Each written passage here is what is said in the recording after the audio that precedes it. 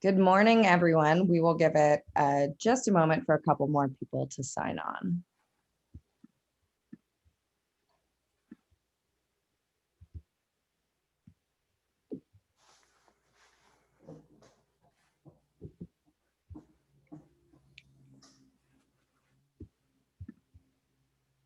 All right, looks like we ticked up pretty quickly, so we'll go ahead and get started. Awesome. So good morning, I'm Jess Forster. I'm Quorum's Vice President of Marketing, and today I get to learn from this group about one of my favorite topics, strategic communications, and specifically we're talking about strategic communications and public affairs while we're in our current work from home world. So we have an excellent lineup of great people to talk about this. First, we have Cicely Simpson, who is the founder and CEO of Summit Public Affairs. Leveraging almost 20 years of leadership experience in public affairs, public policy, communications, political, and legal affairs, she brings a wealth of business and public affairs knowledge to help clients proactively manage the intersection of business and politics at all levels of government, federal, state, and local. Cicely's prior experience includes serving as the Executive Vice President of Public Affairs at the National Restaurant Association and as Vice President of Government Affairs at Dunkin' Brands, parent of Dunkin' Donuts and Baskin Robbins. Thanks for being here, Cicely. Thank you. And next we have Trey Grayson, who is a member of Ross Brown Todd and Managing Director of the firm's public affairs affiliate, Civic Point. Trey works with his clients to successfully navigate their government, legal, political, and regulatory challenges. Prior to joining Ross Brown Todd, Trey served 2 terms as Kentucky's Secretary of State and as Director of Harvard University's Institute of Politics. Trey continues to be called upon for his elections administration expertise. Welcome, Trey. Thanks for being here. We may have a little connection issue with Trey, so we will. Trey, can you hear me? Yeah, I heard all that fine, so I'm not sure. Sorry about that hiccup. Maybe just a video freeze. And finally, we have Zaki Brzezinski. Zaki brings a decade of experience in political campaigns, public service, and policy change at all levels of government to his current role as Director of State and Local Government Affairs for Hewlett-Packard Enterprise. Prior to Hewlett-Packard, he served in the White House as Senior Associate Director of Public Engagement and President Obama's liaison to Arab Americans, Muslims, Sikhs, and other minority faiths, where he worked to amplify voices and narratives seldom represented at the highest levels of government. Before joining the White House, Zaki served as Deputy Director of Intergovernmental Affairs for Governor of Virginia, Terry McAuliffe. Great to have you here, Zaki. So a few quick notes before we get started. If this is the first session you've logged into, welcome to the Quorum Summit. We had a full day of sessions yesterday, and we have a few more hours of great content ahead. After this panel discussion, we'll have a session with the great political commentator, Sally Cohn, who's starting a conversation on how we can combat hate in this divided political climate. After that, we'll have Charlie Cook and Amy Walter from Cook Political Report sharing their election forecast. You won't want to miss those, but if you do, not to worry, any sessions you may have missed are still available. You can head on over to the replays tab and see what our other experts shared yesterday and this morning. And if you want to watch this session over and over again because you just think it's that good, you'll be able to do that. And the final note I have for you is that we do have closed captioning available in the link in the chat. So you can click the link to access closed captioning. Great. Thank you all for being here. And the link was just shared in the chat as well. So Cicely, if you would please set the stage to start us off. How have your meetings with officials, staffers, and other stakeholders changed since the stay-at-home order? What's different this year? Yeah, thanks, Jess. You know, I was having this conversation with somebody the other day, and they were sort of surprised by my answer. But I think meetings have changed for the better, and I recognize that may be a little, sort of ironic given the situation we find ourselves in. But when it comes to talking to staff, I find that they have more time now. Granted, you may have a child or a dog come into the screen, and the more dogs, the more cats, the more children, the better the call is going to be.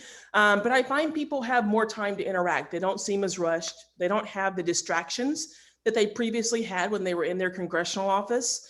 And the same for members. I've been on both individual calls with members, but also group calls.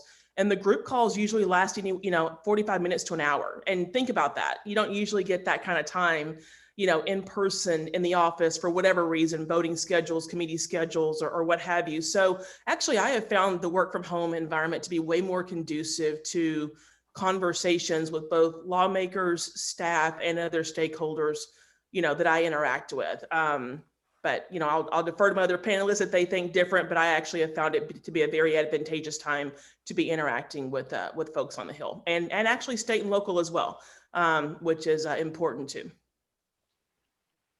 Has that been the experience for everyone? Yeah, I think one little twist that I would put on it is Kentucky state capital is in a small town, Frankfort, and most of the people that actually lobby or engage with state government don't live in Frankfort. So not having to drive to Frankfort and taking, whatever long, in my case, it's an hour and 10 minutes. Even if you live in Lexington, it's an hour round trip. Getting that extra time back has been great. And also there are meetings that I probably wouldn't have attended, heck, even if I lived in Frankfort, but they're being streamed now. And so I can watch those streams or watch them on my own time. And so in some respects, I'm getting more information. And then the last thing I'd say is folks are much more responsive to text messaging than they were in the past, or maybe I'm just more comfortable trying it. And so these quick, short informational text bursts, and sometimes it's just to schedule something. I found that accessibility. I try not to abuse it because that's a really confrontational, in your face. Your phone vibrates whenever you do that. But it's been really effective and efficient. So I don't know that it's better, but it's definitely different. And it hasn't been maybe as big of a challenge to accomplish the goal as I might have thought if you told me that we would be in month whatever of a new way of trying to engage on behalf of our clients with decision makers. Yeah, and I would just add that, for me too, I have all 50 states under my purview. And in reality, it has previously it's meant I only have time to actually go to 5 or so state capitals a year. And I've had to prioritize engaging those capitals, even though there's other states where there's pressing, policy priorities that we have to be thinking about. It sort of fell by the wayside. But now I can be in, Madison 1 hour and then in Tallahassee the next hour. And, to be honest, I rely on state lobbyists, consultants in state capitals to help me out. And I don't think any of them are on this call, but I've realized that I need them less because I'm able to go directly to the source and have conversations that otherwise I would rely on them to be sort of the boots on the ground. And, there's parts of the country, like we have a big presence in Chippewa Falls, Wisconsin, which is literally in the middle of nowhere. And I would never have been able to meet with the Chippewa Falls state delegation on a biweekly basis the same way that I am now.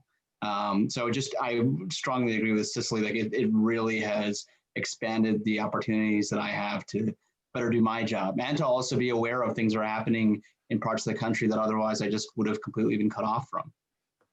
That's really interesting. So I'm hearing a few benefits there. Meetings aren't as rushed and you feel like you can get a little bit more time. Access, including access to like meetings and longer distance connections that you wouldn't be able to access as easily. An intimacy element of like you're brought into people's homes, meeting their families in some cases, texting, which is a little bit more intimate a form of communication than I think people were as comfortable using previously. I think this has changed a lot of the interpersonal dynamics too, which is interesting. So with that foundation, how are you getting ready for those meetings now? And maybe Trey, I'll start with you on that. How has that changed? Well, I put on pants. No, well, in some respects, the getting ready part it's still the same. At the end of the day, I have a goal with each meeting. And I want to accomplish it, but it's when you're doing these electronic meetings, I do find that on the one hand, they tend to be more efficient in one hand, but they start on time, but people are much more disciplined when you're having a video or a teleconference meeting about, it's amazing. I'm always the guy who's 5 minutes late when it's an in-person meeting. And if I'm 2 minutes late or 1 minute late on a call or a video, like I feel the ire from people. And so part of the prep is I got to get in, I have to get that link in time. But I don't, other than that, the prep work's kind of the same. I mean, at the end of the day, I want to be efficient. I want to respect people's times. I want to know what my goals were going into the meeting. And so no matter how I'm going to communicate or interact, that shouldn't change. Anyone have a different experience? I think Cicely had mentioned a few things. Yeah, my prep is the same. I mean, shout out to Quorum, but I use Quorum to prep all my meetings. I mean, I live, as I was saying to your product team last week, I live in the document officials and staffers search, function, and I use that for my clients as well. So when my clients have meetings with senators or with members of Congress, right now working, in the state of California, to Zaki's point, working all over the country, I really find that my prep has not changed, but I do spend more, I do use the Quorum for the prep of all my meetings. And the piece that, a prep that I really find that's fascinating, but also that people love is the legislative relationships, right? So who knows who votes with whom the most? I mean, that little factoid that I get out of my Quorum searches and using Quorum is like one piece that I use for every single meeting for prep. And it always has, a benefit. Clients love it. People we're talking to are like, oh yeah, it's so informative. So I'm like Trey, I don't know that my prep has changed because I was using Quorum for that before, we started work from home, but even more so now, just to find those little tidbits of information, those nuggets that are helpful to personalize the conversation. And I agree. I have the same experience as both Cicely and Trey, but the only thing I would add is actually I can do some real-time prep. I've gotten really good at, I have another monitor right here. I've gotten really good at staring at the camera, not breaking eye contact, at the same time typing surreptitiously on my computer and Googling some information and tidbits. So it makes me look like I'm a supercomputer in terms of, things that I know factoids, but I'm really just pulling stuff up as I'm talking in a meeting. Yeah. And it's or just in general, like if you're meeting with somebody, it is easy to like coach them. We've got a hearing tomorrow with a client, an informal hearing at the state level, and I actually can't be there. But one of my colleagues, I've told, get his text number and you guys can text back and forth and keep the guy on message. Yeah. In a real meeting, that would be really hard to do. Yeah. I don't know that you'd have to be a great actor or actress to be able to pull that off in a real meeting. But online, you can have multiple monitors, you can whatever. I mean, I'm having video trouble. Let me take down my video for a second. There's lots of things you can do. Definitely. Zaki, you've got to teach me how to do that because I have another monitor as well, but I full turn my head. So you've got to teach me the trick to managing the two monitor system so that people, I haven't learned that yet. Actually, what I'll do is I don't do that, but I'll pull it up over the video. And then then it looks like I'm just looking at like the screen, but I'm actually not looking at the screen. I'm looking at whatever I need to look at. So that's one way. If you can't do if you don't have the peripheral vision to do what Zaki's doing, just put it on the main screen. Sharing all the secrets here. Yeah. And you have to look at like a general area towards the camera. So even though you're not actually looking at the person, you give the impression that you're looking at. Yeah. That's awesome. There's a lot of subterfuge and facades, I guess, involved with this, but that's politics too. So, That's right. Perception. Right? These are the tips we don't promise, but we hope for. That's great. So, so this is the communication strategy session. So, how do you get your messaging right, and what messages do you find are resonating the most with your stakeholders right now? And Zaki, I'll start with you on this one.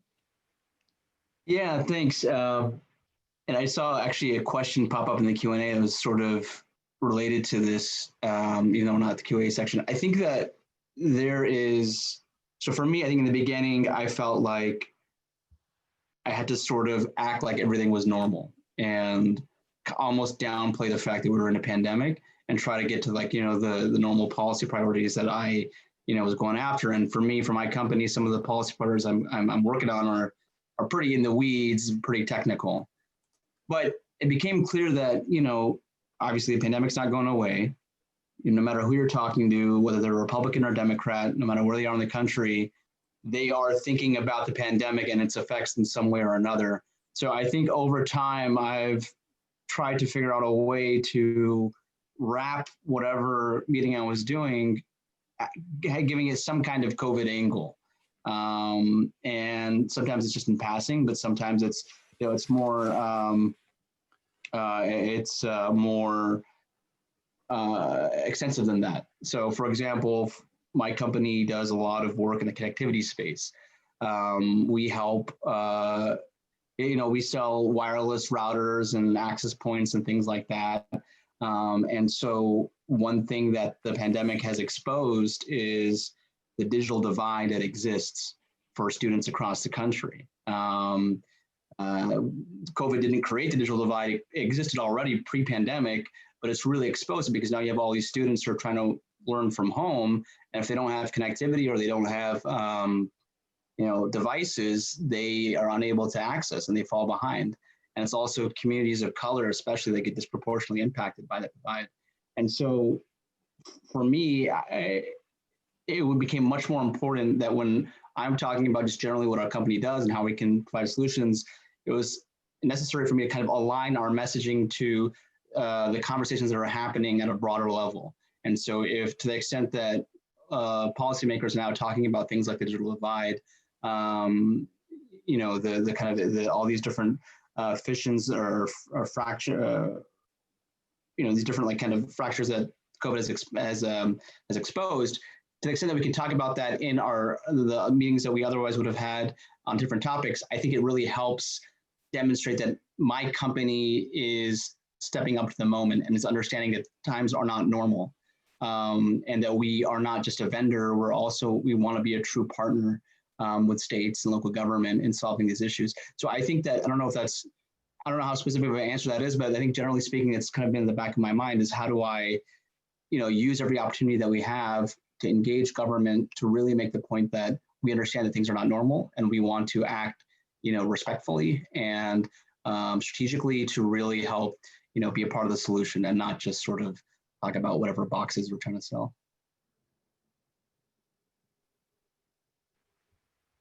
Cicely, do you want to add anything to that?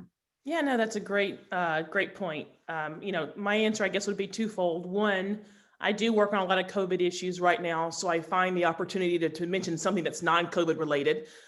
People have, said to me, to Zaki's point, you have to acknowledge it. We all know it's not normal right now, but I do try to find some nugget of information or share something that's not COVID related. To personalize the conversation. I know there is, COVID fatigue and people are tired of talking about it. So even a brief, reprieve of, something else to bring up in the conversation seems helpful. But on the other hand, I have reached out to staff and members on non-COVID topics, and the response has been, oh, great. I'm glad it's not COVID related. I'm happy to talk about something else.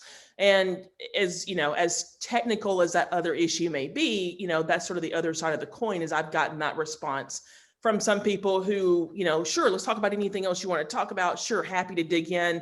That response has taken, several different forms in how it's expressed. But yes, I think Zaki's right. You have to acknowledge it regardless of what the conversation is, but you can certainly move past it fairly quickly to talk about the issue that you want to talk about. So I think my experience has been sort of two sides of the same coin in terms of the reactions I've gotten, but also how I've sought to address COVID and non-COVID topics. So I think the only thing I would add, because I agree with everything they both said, maybe getting back to the Q&A question, if it's non-COVID, whether you're in a COVID era or non-COVID era, the issue that you care about, how do you get somebody to care about? Those principles don't change. So, if you can frame it in an economic framework, that almost always allows you to kind of bust through. People care about jobs. How am I going to get more jobs? How am I going to get better jobs? Education and healthcare are other topics that often are evergreens. And so thinking about that framework, if it's non-COVID, but Cicely's right. Some people want that break. Others don't have, in their portfolio. Their portfolio of issues is not that involved with COVID, and so they have time. One of the things that we in a state legislature, if it's in a budget year, on the one hand, people say, "Oh, it's just everybody's focused on the budget." Well, that's a small number of people. There's a whole lot of other people with time to focus on something else. So there's opportunities there to try to highlight it. And then there's some issues where you can take COVID, like digital divide's always been a problem. Now it's urgent. So COVID has been something you kind of hang on, grab onto, and it's not a loose tie. I think you also have to be careful about don't tie something to COVID if it's so loose. People laugh at you because there are a lot of things that are COVID related that are really urgent. So maybe go to one of the other frames if the tie to COVID is very loose. That's interesting. So I'm hearing tie to COVID, and then if it truly does, if there is real urgency that's related to COVID, obviously talk about that. If not, use this to provide a reprieve and talk about something non-COVID related and make that connection. And then using a lot of the standard that is a standard messaging strategy of talk about what's current and then focus on what your issues are. That's great. So what are some innovative ways that you've interacted with officials, staffers, and stakeholders this year? Tell us what you did and what you were trying to achieve. And Trey, I'll let you keep going on that one. So I'll start with one. This is actually something I've done just with a group of friends who are involved in politics and government. This isn't really for clients per se, but these are people who are friends and influencers and referral sources of mine. And so we started having our own Zoom conversations where we would invite interesting people in politics to come talk with us. And ideally, these are people who would be maybe at the other end of the state, and just to have a conversation sort of over lunch. We wouldn't really eat because early on we ate while doing this and we realized that we didn't want to see each other eat. So we would schedule it over the lunch hour for like 45 minutes and we would sneak, a sandwich before or after. But having those conversations with legislators, when they're not in the rush, they're at home right now, they were on days that was convenient for them. We had a set time that worked for us and we would say, hey, can you do it in this window? But it was just a great way. It has been a great way to build relationships. There was we didn't need anything from any of these people and they didn't need anything from us, but we strengthened the relationship and where it was left is we now have a better relationship, better understanding. This person knows about all the resources of the people in this room some are local electeds, some are around politics and government, some are in business, and that we volunteered to be a resource for them. So just having some of those conversations, and these are not fundraisers. These are just straight up, hey, come Zoom with us for an hour. And people are saying yes, and we're getting, and so that's something I think that I would encourage a lot of people to do, even in a once we're done and we can go do things in person, taking advantage of that geography. I saw a question in the queue about a virtual Hill visit. We'll go back to doing Hill visits eventually, but that virtual Hill visit or a reverse Hill visit or something like that, those things are still going to be valuable going forward, but just think about them in the context of, I don't need anything right now. I just want to build a relationship. Mm-hmm. Are virtual Hill days or virtual events something that the rest of you are thinking about or leveraging? I've done a number of virtual town halls. So there's been senators who represent states, where I have clients, and I've been invited to participate, in virtual town halls. So similar to what Trey is saying, it's been a great opportunity just to, have a small venue. I mean, it's not been a large town hall, but I think having that opportunity where you're interacting with the members themselves. I mean, to Zaki's point, I never would have been able to go to town halls in other states. You can only be so many places at once. But I think, so I don't know if it's innovative, but the virtual environment definitely is allowing different ways of interacting. I have not hosted a virtual event yet, but I have found that the virtual town halls have been great. And then there have been a number of groups around town here in DC that have been hosting Zoom calls, bipartisan Zoom calls with one Republican and one Democrat, and they do it about once or twice a week. And that's just amazing FaceTime to get in front of those folks. So probably not innovative in terms of, the means itself, but I think it is innovative in terms of how you take advantage of those opportunities that come your way. So I agree with Trey. I think it's just thinking outside the box and really getting yourself in as many of those virtual opportunities as possible. And that's a great way to, to leverage this time differently than you may have, previously. So I agree with Trey's comments. Yeah, and I agree with both of them. And I think that the key, though, to like a very successful virtual event is there has to be a strong moderator and there needs to be some kind of structure.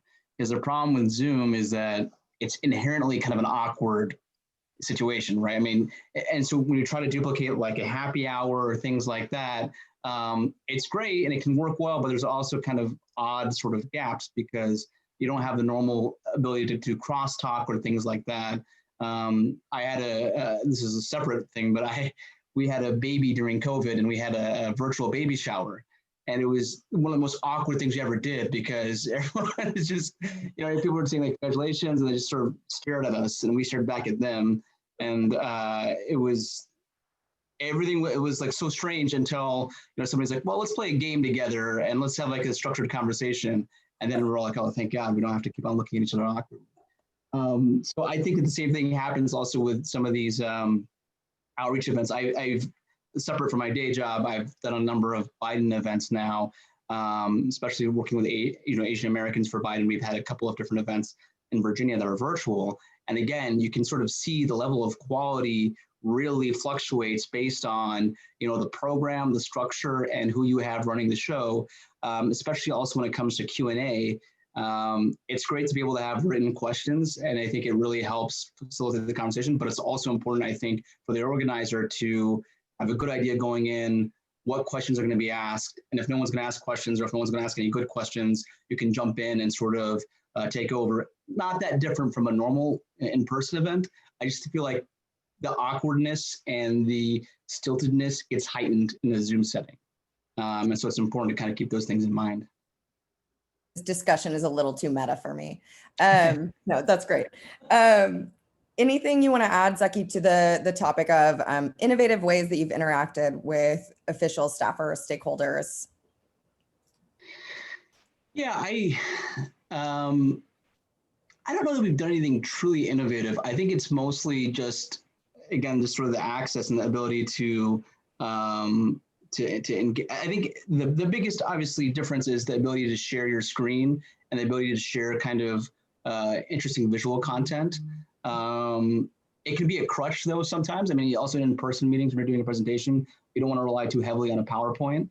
But at the same time, if you're meeting with a legislator, in my case, obviously, mostly state legislators, and it's not just a phone call or in-person meeting, but you have the opportunity to show them, visuals, pictures. In our case, we're showing examples of how we're helping close the digital divide. It just adds a whole nother layer of the presentation, and it really livens things up. So I would say that that's we've gotten better at visual storytelling because of using this medium, and I think it's really important to lean into that as a positive. Does anyone else feel like their storytelling skills have gotten some benefits in the virtual environment?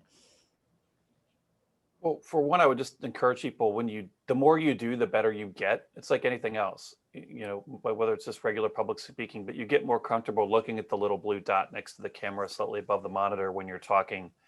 Like we joked earlier, you get good at like sliding windows around. Actually, I just, all you do is just slide the window in front of the big window. Somebody asked in the Q&A, it's actually really easy. Just drag it.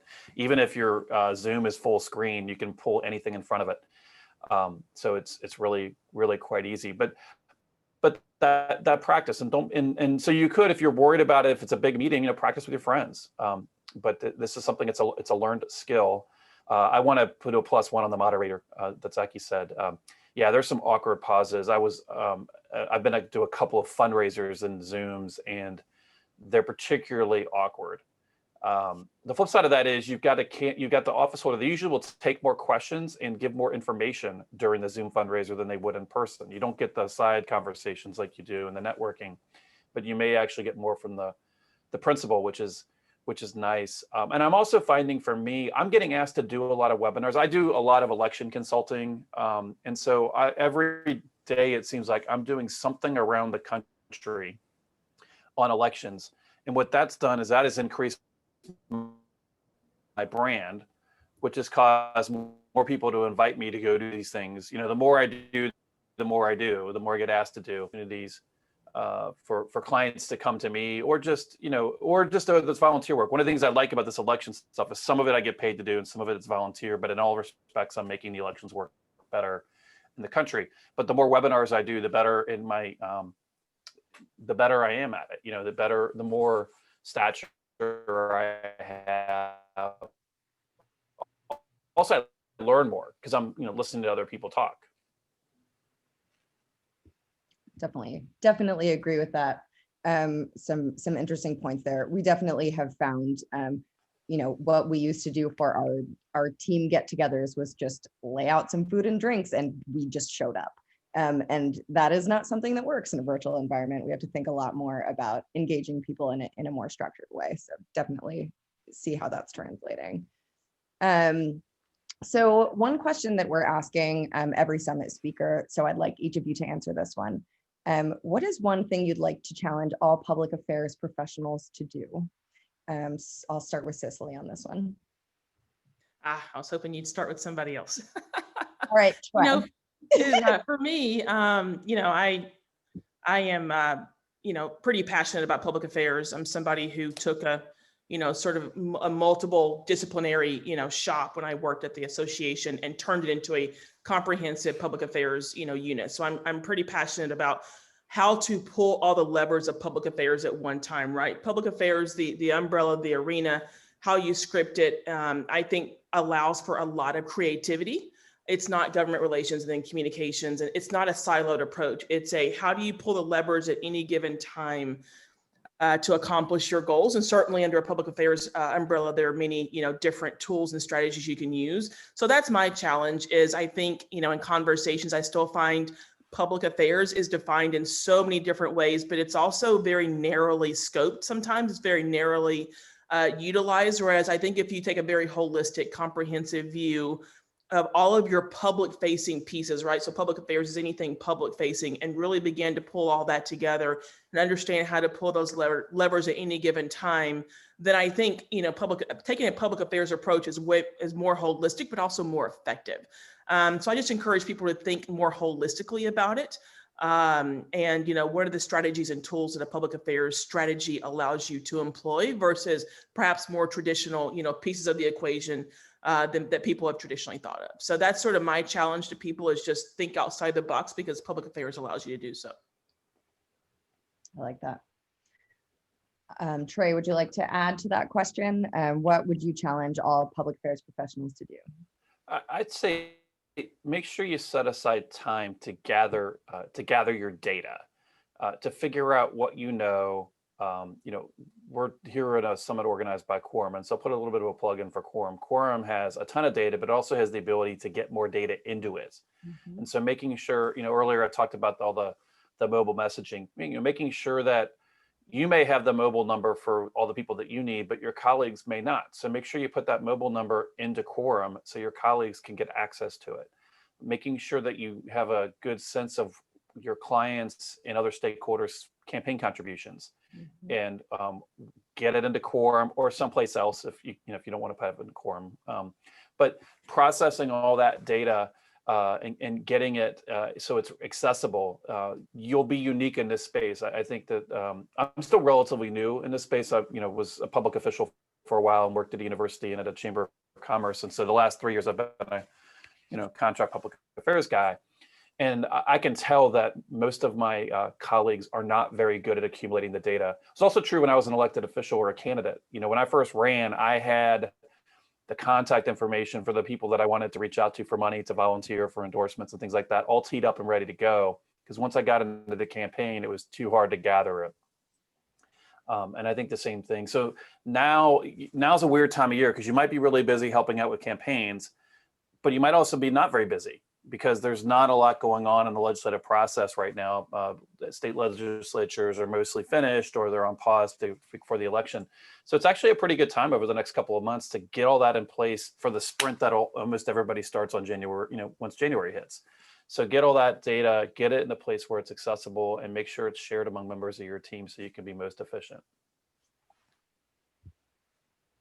Yeah, and the only thing I would add to that is, and this might sound kind of hokey or touchy-feely, but never underestimate the power of storytelling in your public affairs work. I agree with Cecily that public affairs is this weird field that is not public relations. It's not always straight up, in the weeds policy work. It's somewhere in between. And I feel like something that sometimes, myself, I often neglect is that, especially for me, when I have a tech company that does a lot of very specific stuff that most people don't understand, myself included.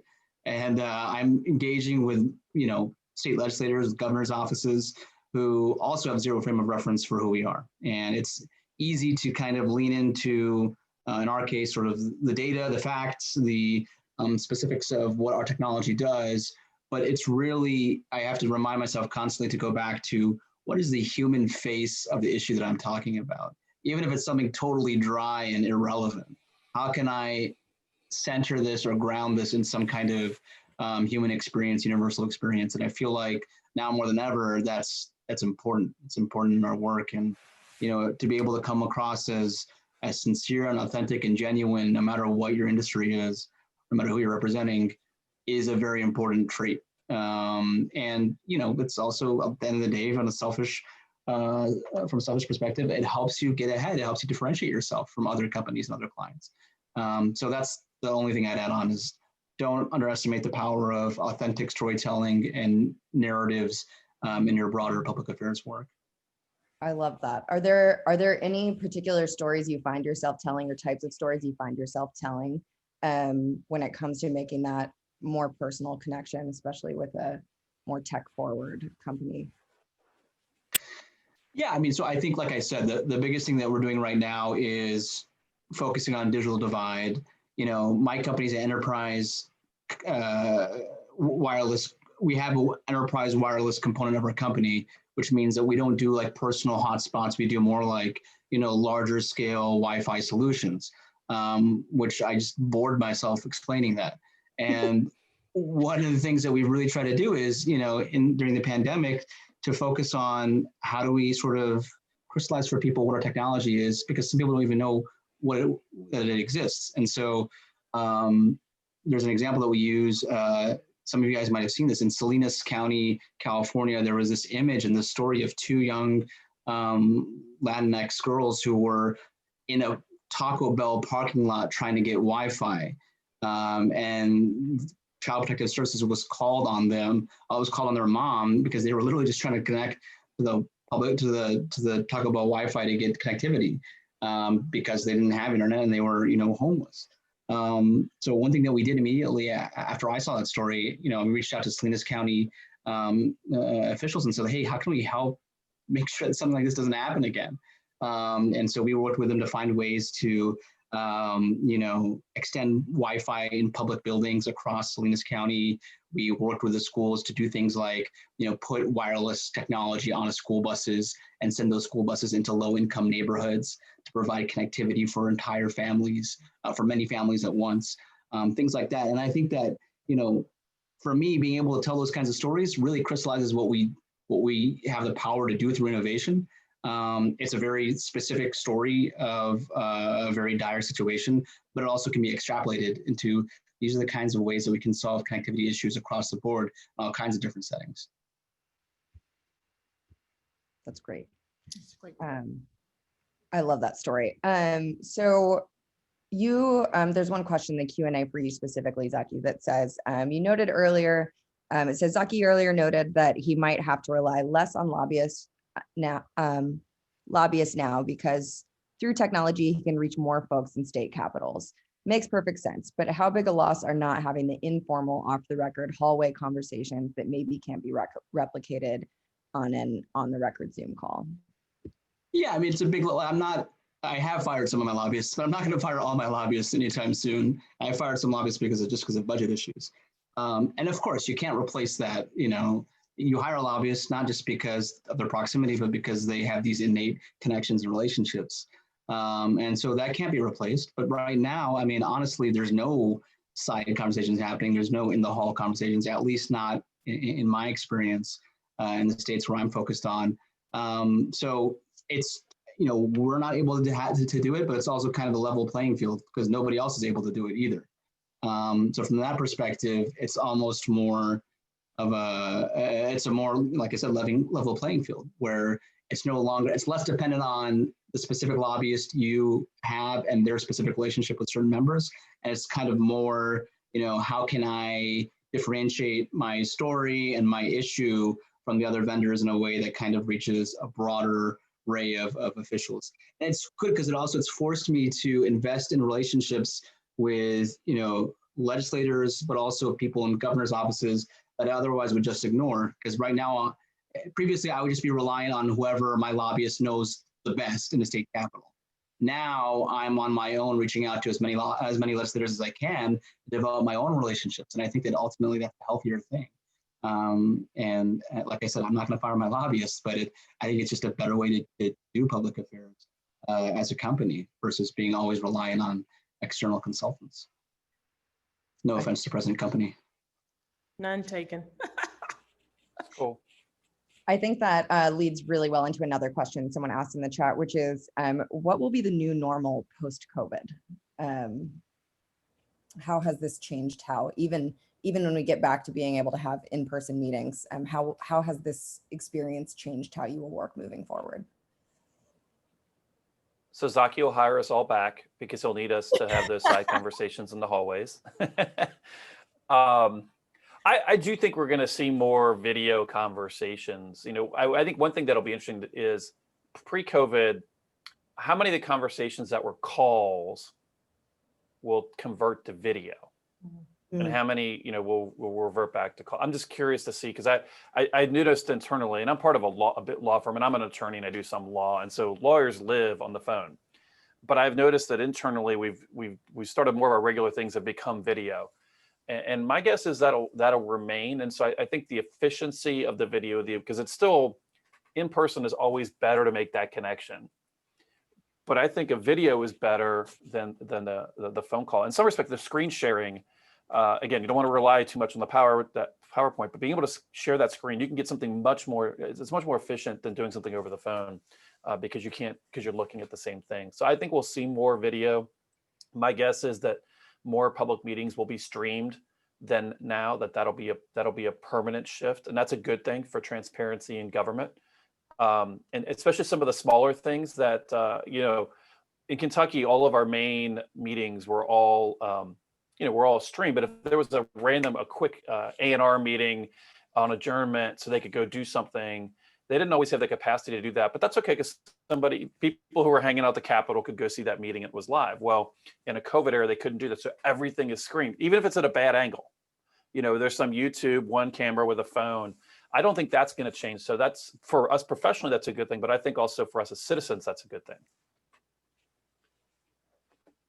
Yeah, I agree. I think my perspective is, I think Trey's right. I think video is here to stay. I think more remote opportunities for connection, you know, whether it's Zoom or something else, is here to stay. I also think one of the lasting impacts of this is going to be that I think pre-COVID, and I heard this from a lot of my colleagues, there was people shunned video, right? Video wasn't great. You got to be there in person. You've got to be on a plane, whatever manifestation that looked like. In person was just favored. Based on people I talked to, and certainly my experience, now I think it's okay. You can still be as productive with Zoom or any other, web platform. You still have that connection. To Trey's point, you're still, and Zaki hit it as well. You're sharing information. You're still, you're still driving those connections. You're just doing so in a different way. So I feel like it's demystified the process of, like, some things can be done video conference and be just as productive and be just as helpful as in person. So I feel like it's demystified a little bit of the process and some of the sort of myth fact sort of things around video versus in person. And to Dre's point, phone calls. I just feel like some of this is going to be here to stay. Yeah, I agree with both Cicely and Trey on that. And the only thing I'll add is we're actually seeing policy change too to reflect this. In Virginia, for example, when I was working for the governor, one of the most annoying things is that boards and commissions had to meet in person in one place. You couldn't call in because of FOIA regulations. So basically, it was meant to preserve transparency, but in reality, it meant, unless you could travel to Richmond, you were excluded from that process. And so now they've actually changed those policies to allow for boards and commissions and other public agency meetings to meet remotely. And like Trey said, that's huge for transparency and for better service and for leveling, again, the playing field for all citizens. And so I think you'll see some of that stuff get codified in policy, whether it's through executive actions or legislation that kind of allows more flexibility and freedom for both working from home, learning from home, but then also doing business as a government remotely. So I think democratizing the process is a long-lasting effect that this is going to have. My understanding is last summer I went up to Alaska for something. So pre-COVID, last summer, as in summer of 2019. In Alaska, because of its size, has historically really used technology. So when they have legislative sessions, especially in the interims, people testified remotely. The legislators listened remotely, and it was all valid. All the rules are modified to reflect that Alaska geographically was so big. And so this can be done on a permanent level. This doesn't have to be just done in a pandemic. Alaska has shown that. And so I think that'll be great, because it is, if you're, and so in theory, you could drive up in the day and do that. But what if you had a 9 a.m. meeting? You got to go up the night before and spend the night. It makes it much more accessible for state governments. Maybe it's not as big a deal for local governments, but for state governments, it's a big deal. And that's going to be a permanent fix, because I don't think the public's going to accept going back to the way it used to be, when we now know video is fine. We're used to little stutters and freezes and things like that, and it's okay. It's kind of like when cell phones first came out, the quality wasn't that great, and then we began to accept that the quality wasn't perfect because it was so convenient to carry a phone around in our pocket or our car. And so, yeah, the landline was the better connection, but when you did the cost benefit analysis, the mobile won. And I think we're going to see that with video and some of these. When you do cost benefit analysis, there's going to be times where mobile is going to win over in person, even when we could do in person. Completely agree. Well, we're going to end on that. Thank you all so much for joining me today. I learned a lot, and I know that our audience did too. We've got over 100 people listening to this session, so lots of people chimed in to ask their questions and learn from this group. So thank you so much for coming and teaching us all, and have a great rest of your day. Great. Thank you all. Thanks, everybody. Thanks, Jess, for being a great moderator to keep us not having those pauses that Zaki talked about. Yeah. It was way better than my baby shower. So thanks, Jess. Thank you all. Have a good one. Thanks. Thanks, Jess.